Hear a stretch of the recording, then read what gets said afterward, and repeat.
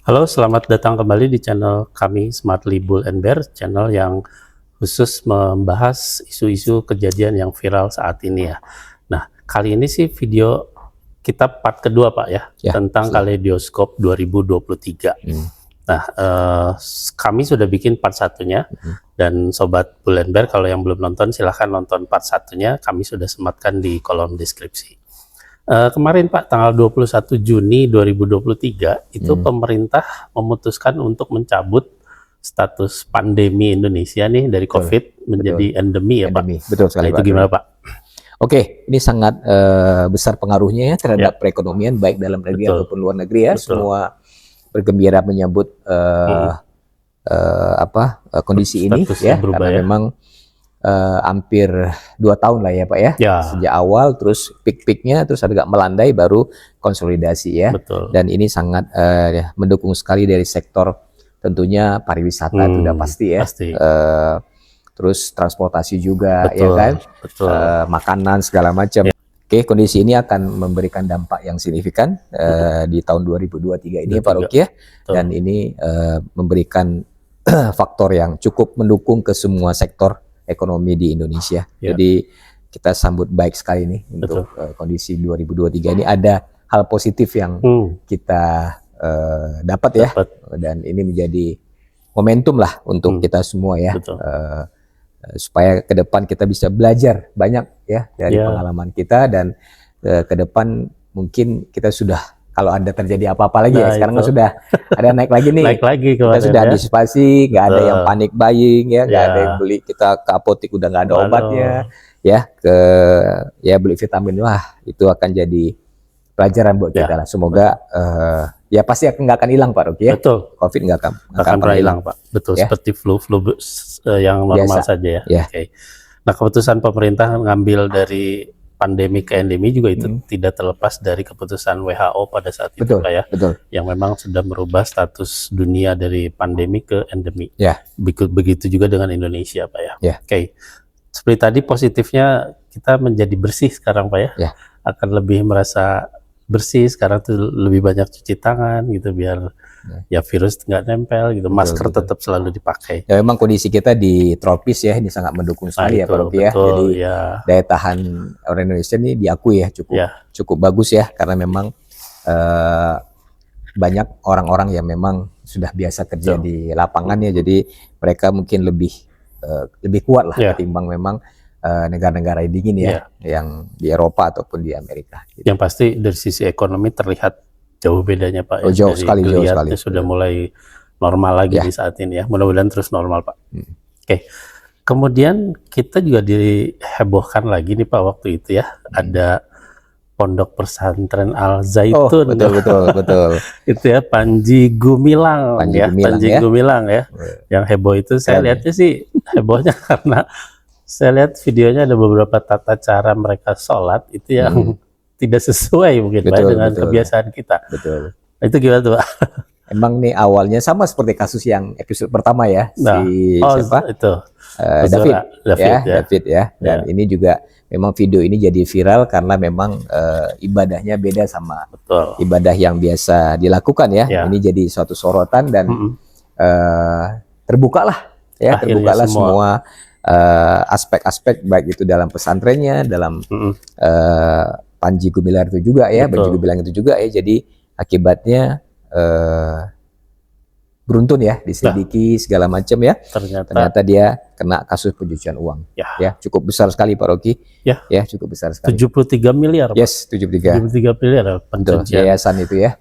Luar biasa, itu pakai nama anaknya, istrinya, waduh luar biasa gitu. Ya. Ampun deh kalau bisa gitu ya. Nah, inilah yang menjadi ini ya, kalau sudah agama ikut politik ya, itu sudah ditimpangi ya. Sudah agak jalurnya udah berbeda ya. Itu waktu itu kita benar-benar heboh sekali ya Pak, waktu pas Panji Gumilang itu ya. Tapi sempat agak lama ya, dia sempat agak tidak mengakui ya. Tidak bisa dibuktikan segala macam. Banyak beredar video ya tentang didukung oleh inilah si A. Backingannya itu banyak sekali semua ya. Dan akhirnya alhamdulillah ya, kepolisian bisa sudah mengantongi bukti ya bahwa Panji menyelundupkan dana 73 miliar ya. Luar biasa. Termasuk dari tindak pencucian uang ya, kena pasal TPPU ya.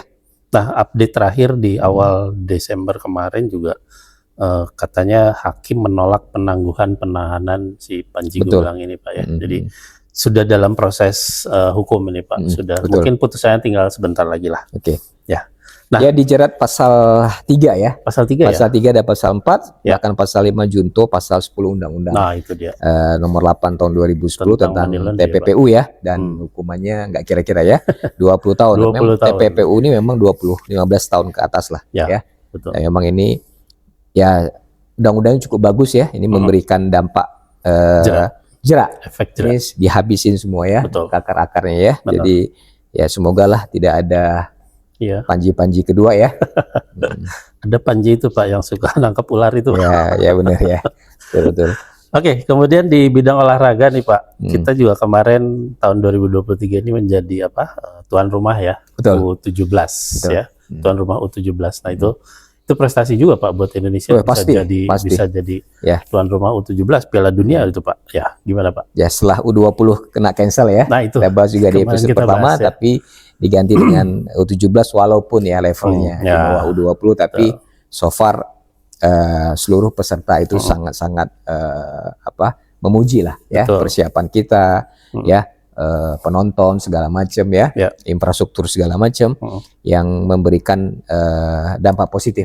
Kabarnya sih PSSI sudah diajukan beberapa event-event internasional juga nih Pak Rocky. Nanti ke depannya ya semoga bisa lebih dunia ya senior. Insya Allah ya. Tapi memang syaratnya kan yang kita bahas kemarin ya, memang harus sepak bola. Tapi sekarang memang kita ikut Piala Asia ya. Ini akan banyak pemain-pemain yang dinaturalisasi ya oleh Pak Erik ya. Dan ini kalau memang oke ya, saya pikir kita akan bisa naik ke grade Asia. Asia ya, bukan Asia Tenggara lagi ya, tapi di Asia. Semoga lah ini kita berhasil nanti. Piala ini akan menentukan ya. Walaupun kita belum menang ya belum di 17 kemarin ya. Tapi udah cukup prestasi ya. Semangatnya luar biasa, semangat anak-anak ya. Oke, kita sudah bahas videonya tentang U17 ini bahkan kita bikin 2 part. Nah, sobat Bull and Bear yang belum nonton silahkan nonton di channel kami ya. Itu sudah kami bikin videonya. Oke. Nah, yang berikutnya itu kita kemarin ada juga perhelatan Asia terbesar Pak di Indonesia ya, itu KTT ASEAN yang ke-43 Pak. Kemarin itu diadainnya di Jakarta ya. Ada mungkin beberapa hasilnya mungkin Pak, ada yang Oke, ini juga salah satu hal yang cukup bagus di 2023 ini ya. Indonesia menjadi tuan rumah dan persiapannya cukup oke ya, dan memang hasilnya juga cukup signifikan ya. Total dalam 3 hari itu terdapat 12 pertemuan Pak. 12 pertemuan. Itu terdapat 90 outcome dokumen dokumen ataupun kesepakatan lah ya, kesepakatan yang terjadi antar negara, baik itu dari Asia Tenggara juga dan juga ke Asia. Dan ini disambut baik oleh pemerintah juga ya, Pak Jokowi dan para asistennya ya, para menteri untuk dapat lebih menjadikan Indonesia bisa tumbuh, dan terutama ASEAN lah ya, jadi mereka punya ini sendiri lah, jadi tidak tergantung, itu udah pasti ya, kita tidak tergantung sama negara Asia ataupun Eropa, karena memang cakupannya kalau tetangga ya, kalau ASEAN tuh kayak tetangga terdekat kita deh ya. Nanti kalau yang jauhnya ya jauh satu beda kecamatan atau gimana, tapi kalau kompak ASEAN ini saya pikir bisa luar biasa ya, jadi bisa kekuatan ekonomi dunia betul juga. betul. Kemarin juga ASEAN itu ketuanya adalah Indonesia Pak ya. Ya, Indonesia. Jadi Indonesia ya. Ke-43 ya. Ya, Indonesia. Betul. Oke. Dan selanjutnya akan diadakan di Laos. Di Laos ya. Ya, kemarin sudah serah terima ya untuk next akan diadakan di Laos. Kemarin Pak Jokowi sama Perdana Menteri Laos ya, itu Sanokai Sipadon. Aduh, sulit memang bahasa Thailand. Sipadon ya, kayak nama obat Pak ya. Ya, benar-benar kayak nama obat ya. Ya, semoga nanti Laos juga bisa lebih baik juga ya untuk menjadi tuan rumah di berarti 44. Ketuanya nanti Laos itu otomatis udah pasti, ya Pak? Udah pasti. Oke. Dan acaranya juga kemarin berjalan sangat sukses ya Pak. terutama pada saat jamuan makan malam yang di SCBD ya, itu Pak ya, betul, itu betul luar sekali. biasa mewah dan Wah, megah itu sekali ya. chef semua turun ya. Luar biasa ya chef, semua ya. Arnold kalau nggak salah ya. Arnold yang Ya, itunya ya. chefnya Arnold, dan itu mungkin dia juga pengalaman di G20 kemarin Pak, yang betul, di 2022-nya ya, dan itu dikelola oleh Wisnu Tama Pak ya. Oke, Wisnu Pak Tama, Wisnu Tama itu memang jagonya di event-event Pak ya. Oke, luar biasa ya. Oke. Nah, kemudian Pak, kita beralih ke Oktober nih Pak. Nah, kemarin juga kita dikejutkan lagi ya, di bulan Oktober itu ada perang nih Pak antara Israel terhadap Hamas. Nah, ini gimana Pak? Betul, betul. Ini jadi di akhir tahun ya, kita tiba-tiba dikejutkan dengan serangan ya, Hamas ya terhadap Israel. Betul. Dan Israel marah besar. Wah, marah besar banget ya. Sampai sekarang pun berarti udah hampir 2 bulan lebih ya. Udah 2 bulan masih belum selesai dan masih terus ya, dan memang mereka punya tujuan memang pengen habisin Palestina ya. Nah, karena memang mereka itu kan sejarahnya dari tahun dulu ya. Oh, udah lama sekali itu udah lama sekali. Bebuyutan kalau bisa dibilang. Udah lama sekali. Memang mungkin miss ya, atau mungkin ya kalau kita ambil ujungnya mungkin karena Inggris, kesalahan Inggris ya. Karena Perdana Menteri Inggris waktu itu memberikan janji kepada orang-orang Israel yang membantu mereka dalam Perang Dunia Kedua untuk memberikan tempat wilayah. Nah, itu jadinya berkepanjang lah. Tapi mereka nagih nih sekarang ya. Betul. Mereka karena punya kekuatan perjanjian itu. Ya, betul sekali ya. Tapi disayangkan ya semoga bisa cepat ini ya. Ya udah 2 bulan nih. Kemarin ada genjatan senjata katanya. Nggak ngaruh ya. Nggak ngaruh juga ya ternyata. Ya. Nah, ini ini ada hubungannya tentunya dengan kegiatan kerjaan seharian kita Pak di futures trading ini. Kalau nggak salah ya kita nggak akan terlepas dari pekerjaan kita ini, kan tidak akan terlepas dari aktivitas atau event-event fundamental seperti ini Pak ya. Khususnya ke harga emas nih Pak. Oke, udah pasti ya, harga emas di 2023 cukup signifikan ya. Naiknya cukup besar ya, beberapa kejadian yang memang klimaksnya kemarin ya. Itu membuat gold cukup menguat sekali ya, dari 1.800 per troy ounce kalau nggak salah Oktober itu ya, menjadi hampir 2.100 ya. Dan itu cukup range terbesar lah dalam beberapa tahun ya, dalam beberapa tahun terakhir ya, all time ya, kalau 2163 ya.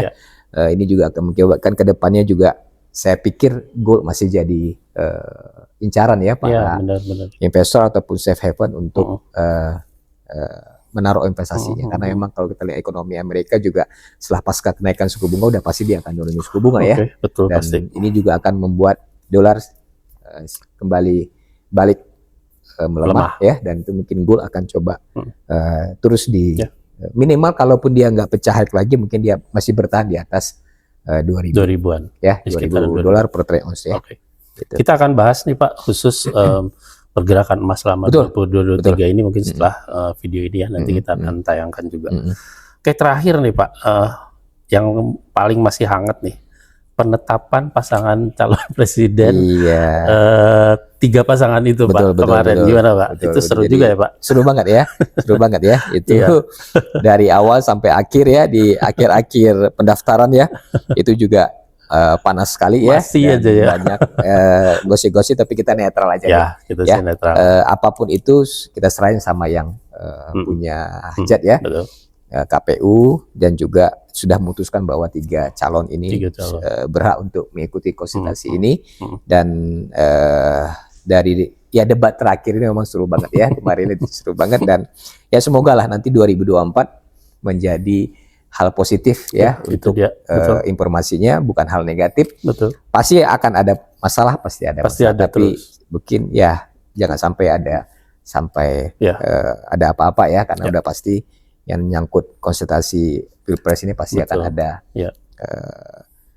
hal-hal yang memang tidak diinginkan juga ya. Jangan sampai semoga lah ya kita semua saling percaya ya, dan memang solid lah Pak ya. Solid ya, dan bisa di secara keluargaan lah. Oke.